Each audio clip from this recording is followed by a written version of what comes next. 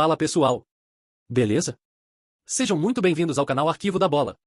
Hoje trouxe para vocês um corte direto do canal Flamengo TV, do programa MengoCast. E olha, o presidente Bap falou coisas bem interessantes sobre a ligação dele com o Flamengo, vale muito a pena conferir. Mas antes da gente dar o play, já fortalece aqui o canal e deixa o seu like, se inscreve se ainda não for inscrito e comenta aqui embaixo, porque isso ajuda demais o nosso trabalho a crescer. E no final do vídeo, quero ver todo mundo deixando aquele comentário positivo para fortalecer ainda mais a página, beleza? Agora sim, bora pro vídeo. Então, e pelo fato da gente ter chegado muito longe ano passado, isso teve efeitos nesse ano também, né? Você tem efeitos colaterais, né? Então, eu entendo que a gente começou... E em retrospectiva, todo mundo é gênio, né? Sim. Olhando para trás, a gente vê com uma clareza algumas coisas. Então, eu diria, nós voltamos tarde em relação a outros clubes. Nesse momento que você está se preparando, uma semana faz muita diferença. A partir de abril, maio, uma semana, às vezes duas já não fazem tanta diferença em termos de preparo. E no Flamengo tudo é superlativo, né? Muito, é verdade. Então, qualquer derrota pesa mais, é mais dolorida. E eu costumo brincar e dizer que o Flamengo, o sucesso do Flamengo fez com que a gente virasse refém desse sucesso. Então, ninguém aceita nada que não seja ganhar por goleada e jogando muito bem. Então, quando essa é a expectativa, e você ganha de 1-0, o time não está bem. Né? Aí você vai na imprensa e vê outros clubes, não, clube tal, conseguiu mais uma vitória importante e tal. Vitória heróica. Flamengo ganha, mas de pouco. Né? Ganha, mas não encanta. Né? Flamengo empata. É assim, os Estados Unidos vai bombardear o Irã. Perdeu, bombardeio. Então, isso afeta o início do ano.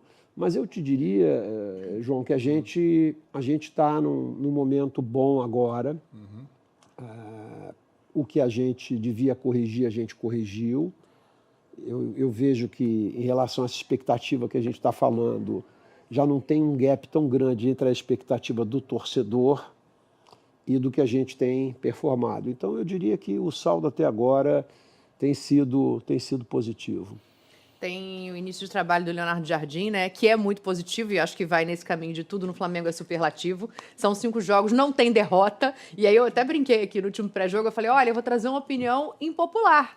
Vão me xingar, mas vai perder, gente. Não vai ficar invicto o ano todo, né? Porque ninguém fica. Então, eu acho que tem que ter um cuidado aí com esse começo de trabalho do Leonardo Jardim, porque agora ele vai ter essa semana e ainda com jogadores convocados, ainda com jogadores fora, mas eu sei que o senhor é um presidente que vai ao Ninho do Urubu quando é necessário, que tem muita autonomia ali no futebol, mas teve alguma conversa nesse sentido, assim, de aproveitar essa semana para colocar um pouco melhor a ideia de jogo, entender o elenco, por mais que estejam jogadores faltantes e importantes nesse processo? Olha, eu tenho ido mais ao CT do que as pessoas imaginam. É que isso não é publicado, né? Mas já era com o Felipe. Com o Felipe e com o Boto, eu ia... Eu ia 2 vezes por semana ao CT. Não sabia. Discreto, hein, presidente? O pessoal não sabia isso, não. Mas para resolver problemas ou para... Não, eu te diria o seguinte, era mais pelo hábito de estar junto, ou a gente fazia eventualmente por vídeo, mas a gente fazia 2 reuniões por semana, e eu continuo fazendo com o Boto e com o Leonardo Jardim, 2 reuniões por semana, onde a gente fala basicamente, são 2 jogos por semana, então você tem o que deu certo, o que deu errado, o que eu vou fazer para melhorar, o que a gente tem que rever o planejamento. E aí você entra, por exemplo, nessa história de datas agora, como é que você freta os aviões, que data você viaja, qual o horário que você quer voar, como é que você faz o schedule dos hotéis, como é que você trata a minutagem dos atletas. A gente tem um elenco que não é jovem. Sim. Então tem aquela história que vovó dizia, meu filho sabendo usar não vai faltar. Né? Então como é que você monta um time que seja suficientemente competitivo para ganhar, para jogar bem e, ao mesmo tempo, não dilapidar, né, os atletas que você tem. Então, tem sempre muita conversa. A gente discute, por exemplo, com pelo menos 1 ou 2 janelas de contratações antecipadamente, isso eu já até comentei no último MengoCast com o João. Então, às vezes, você está falando de uma determinada posição que é carente, a gente já começa a pensar, olha, tem alguém na base, como é que vai fazer? A gente, vamos comprar um garoto aqui para jogar na base, o que você acha? Você acha que esse cara vai jogar no time de cima? Agora não vai, mas ano que vem vai. Então, você tem que ir pensando na frente. Então, tem muitas coisas que você tem que conversar normalmente no dia a dia. Isso não tem necessariamente a ver com intervenção. Eu nunca perguntei a um técnico qual a escalação que ele vai colocar em campo. Nunca. Se vai jogar a Dani, se vai jogar o Rei Kraus, se Rei Kraus e João vão jogar juntos. Mas eu procuro entender, assim, como é que você está pensando o time? Eu tento ver o conceito e comparar o que eu vejo num treino e o que acontece no jogo, tá certo? A gente combinou de almoçar no Sushi Leblon. E aí a gente acaba almoçando na plataforma comendo picanha. Nada contra picanha, mas a gente não se planejou para isso aqui. O que aconteceu para a gente estar lá? Esse tipo de conversa, muitas vezes, dá uma sensação para você e uma certeza do que você está fazendo, do porquê que as coisas estão dando certo, ou porquê que elas não estão dando certo. Então, esse processo, Dani, ele acontece normalmente. Agora, eu fico lá circulando no CT, fico conversando com o jogador, não fico. Às vezes eu estou ali, almoço com o outro, mas é muito mais circunstancial. Outro dia eu almocei, estava sentado almoçando, chegou o Danilo, posso sentar do seu lado? Claro. Falamos sobre algumas coisas, depois das pessoas, vocês falaram sobre o quê? Eu falei sobre escola de filhos, sobre adaptação no Brasil, como é que foi retornar para o Brasil, como é que a família está lidando com isso. Que coisa desinteressante, pô, não perguntou se ele vai jogar. Eu falei, não.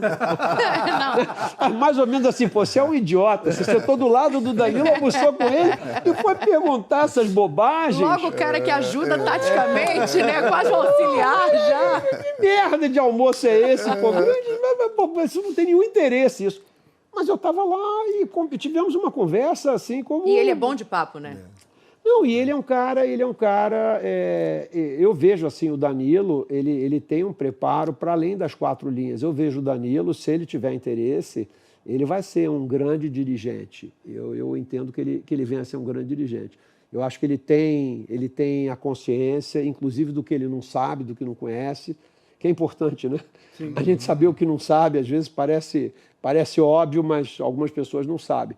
Então ele tem essa noção, ele sabe quais são os gaps, ele é interessado e eu acho que ele vai adiante. Mas, Dani, fechando essa história, assim, eu estou disponível para o futebol na medida que o futebol necessite. E uma outra coisa é o seguinte, eu tenho um grupo de WhatsApp, né? Eu, Leonardo e Boto. Então, muitas das coisas que a gente conversa ao longo da semana, elas não são só quando eu vou lá. Então tem coisa, olha, você viu essa notícia, você viu o que aconteceu, tá? Olha, cuidado com isso. Então, muitas vezes a gente troca mensagens. Então, o fato de você não estar fisicamente lá não significa dizer que você não tenha contato com eles 24/7. Sim. Então, tendo necessidade, eu estou absolutamente disponível. Eles me acionaram outro dia, queriam voar para São Paulo.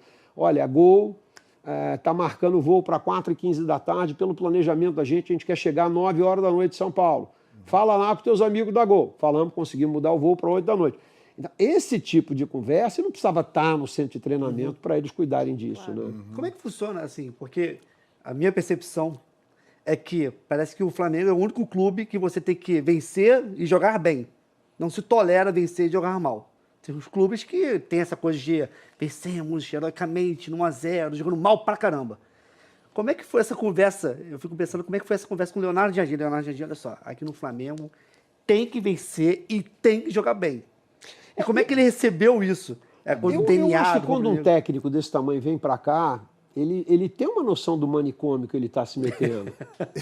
Né? Nós somos bipolares, né? Boa. Tomou um gol, fora fulano, fora todo mundo, pô, esse time é uma merda, tal. Aí empata o jogo rumo a Tóquio, rumo a Catar, vamos ser campeão. Então, essa bipolaridade, ela é inerente ao torcedor rubro-negro, né? Sim. É o que eu estava dizendo, você vira refém do teu sucesso.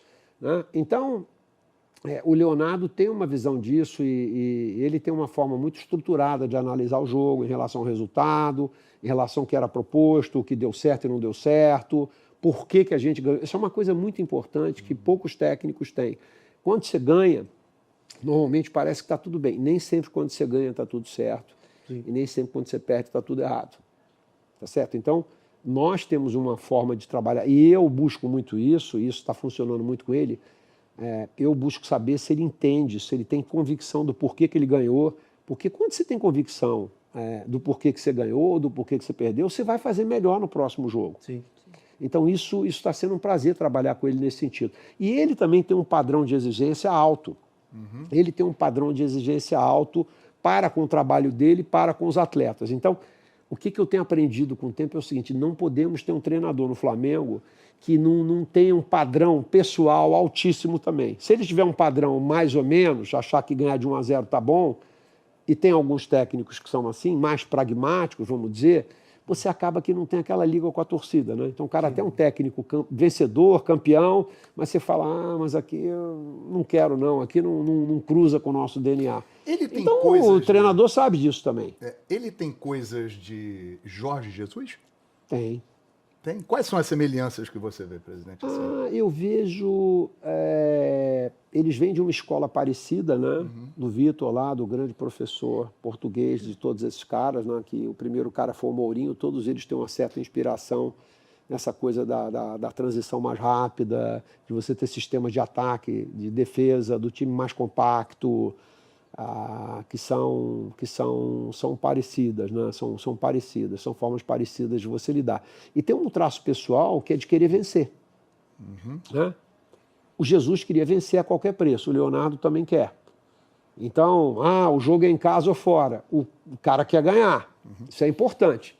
E a gente sabe que tem muitos treinadores que falam, eu vou jogar fora, lá é difícil, vamos para ganhar, mas assim... O discurso é de que vai ganhar, mas você percebe que, olha, se eu trouxer um ponto de lá, tá bom. Ele não é assim. Ele não é assim. Como a Dani falou, a gente não vai ganhar sempre. Mas eu me sinto absolutamente representado por ele, entendeu? Assim, eu quero ganhar absolutamente tudo. Eu quero ganhar para o ímpar, porrinha, cuspe a distância, qualquer coisa que eu vá jogar. Basquete. Minha mãe sempre dizia, meu filho, tenha modos. Isso é só um jogo. Eu falei, mas é um jogo e eu quero ganhar. Né?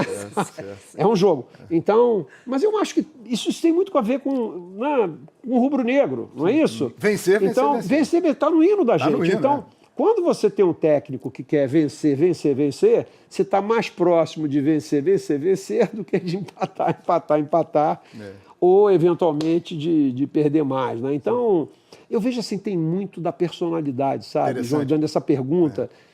Quando o cara quer ganhar tudo, ele traduz isso no dia a dia, no treino, nos detalhes, na escolha que ele faz do atleta. E aí não quer dizer que você vai ganhar, mas você está mais próximo disso. Né? Perfeito. Falando em ganhar a porra toda, né? É isso? Vamos ganhar de novo a porra toda. Essa é a expectativa. Libertadores da América. Nós somos tetra, os maiores do Brasil na Libertadores da América, mas eu tenho certeza que uma das grandes metas é chegar no topo e ser o maior da Libertadores. E a caminhada pelo Penta começa agora em abril, presidente. Você esteve lá no sorteio e o nosso grupo... Cusco, Independiente, Medellín e Estudiantes de La Plata, presidente. Pois é, eu estava até brincando lá, porque todo mundo fica fazendo previsões antes, né? O que todo mundo quer? Moleza, viajar pouco, adversário fraco, todos os adversários contundidos. A gente quer evitar altitude, não pegar um argentino e não ter viagem longa. É só isso que a gente quer. Olha o grupo do Flamengo. O que pegamos... Era mais ou menos o que eu pedi, né? E aí eu perdi a porra toda. Então eu peguei um representante de cada, né? Para alegria dos detratores, dos cretinos e hipócritas, pegamos a porra toda, né? Então, mas eu sou um otimista, eu vejo assim, quer dizer, então a minha cota, vamos supor assim, de conceitualmente falar, de azar, se é que a gente pode chamar, foi queimada agora. Os detratores que nos aguardem, que nós vamos para dentro do Penta, vamos buscar o Penta. Deixa eles ficarem, o primeiro Milha dos Pintos, deixa eles ficarem felizes, agora vai tudo desandar e tal. Mas tirando a brincadeira, e se você olhar historicamente, o Flamengo, isso é matemático. O Flamengo sistematicamente, historicamente, performa melhor quando os jogos são mais difíceis conceitualmente, porque todo jogo é difícil, mas quando o jogo parece ser uma pedreira, o Flamengo se agiganta. Quando o jogo, conceitualmente, parece mais simples, a nossa história mostra que, às vezes, a gente pisa no tomate e derrapa na casca de banana, uma flamengada, quer dizer, América do México, desagradável. Santo André. Nossa Senhora. não é verdade? Só feridas, só feridas. Hein? Porque o nível de Poder concentração empatar no Maracanã aumenta, né? com o Santo André, o Flamengo conseguiu perder. É uma façanha. Exato, Não é verdade? sem dúvida. Né? Aí Vou falar de coisa pode boa. perder de 2 gols de diferença do América do México no Maracanã. Aí um cara que, assim, aparentemente nem tinha o físico do rolo, jogador de futebol, né? Marca 3 gols na gente. Correto. Né?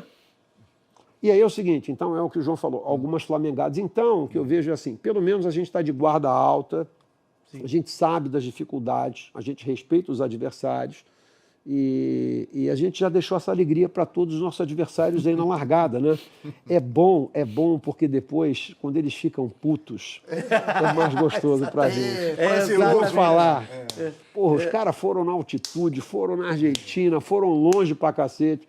Eu tô confiante, eu sou sempre otimista. E eu fiquei otimista também Diga, porque... diga. Desculpa, Dani. Não, pode falar. Que o ano passado, quando o Flamengo pegou aqui da chave do grupo, o pessoal, pô, moleza esse grupo. Moleza no Flamengo. Não dá certo. Não dá certo. É melhor ser difícil. Não, é melhor ser difícil, é melhor ser um pouco mais complicado. Central Córdoba no Maracanã, Exatamente. 3 pontos, já marquei 3, a calculadora do torcedor aqui é 3-1. Já era. Deportivo Táchira no último jogo, vamos ganhar, vamos fazer saldo de gol, não é verdade? Exatamente. Aqui é o último jogo em casa, aqui é para fazer o saldo de gol e ser primeiro lugar. E não foi exatamente assim. né? Exatamente. Eu lembro que no jogo Central Córdoba, eu tava na pré-jogo, aí eu falei, a Dani, qual o teu placar, rei? Aí eu falei, 4-0 Flamengo.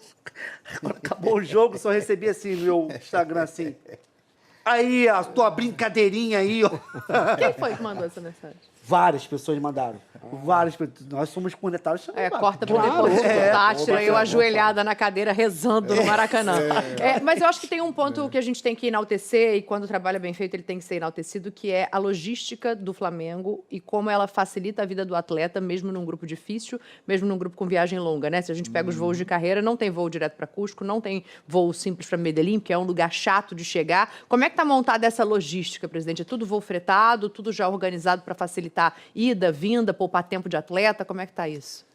Olha, a gente tem muito orgulho do que a gente tem feito nesse sentido, viu, Dani? Porque as viagens são inevitáveis, as distâncias você não pode fazer 5.000 quilômetros virarem 3.000, mas você está correta quando você diz que a gente faz tudo para minimizar esse tipo de impacto. 100% dos voos do Flamengo são fretados. A inovação, a novidade deste ano é que nós ajustamos os horários dos voos para o calendário de treinamento de cada jogo. Isso não era assim. A gente tinha um desafio com a companhia aérea que a gente demorava, às vezes, para fechar o voo. E quando fechava, ele dizia, por exemplo, como sábado passado... E aí, pessoal? olha, O que vocês acharam desse corte? Se quiser assistir completo, o link na descrição. Créditos ao canal Flamengo TV, no programa MemboCast. Agora eu quero saber a sua opinião. Concorda com o que foi dito ou discorda totalmente? Comenta aqui embaixo. E antes de sair, já deixa o seu like, se inscreve no canal e ativa as notificações, porque aqui, a sua atenção vale ouro. Tamo junto e até o próximo vídeo.